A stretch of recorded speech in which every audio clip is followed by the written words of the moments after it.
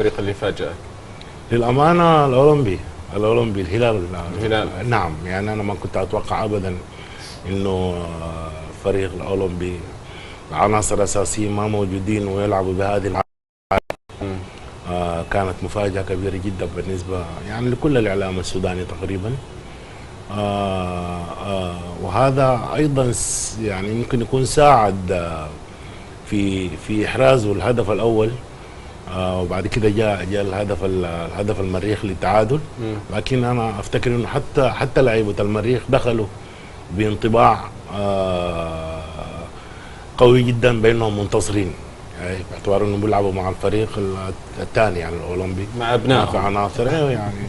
طبعا ابنائهم هاي بتذكرني بالتريقه الاعلاميه. لا مش تريقه لا انا هو انت صادف انه الاسم يعني صادف انه الاسم انعكس على الصحف.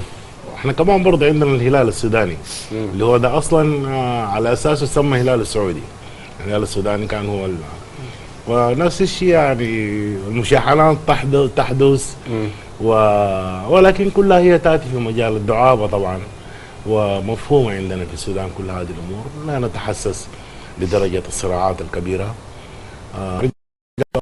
تفاجأت حقيقة بأداء الهلال السعودي، وأتوقع أنه يكون عنده كلمة في هذه البطولة. الآن الزمالك أتوقع خلاص يعني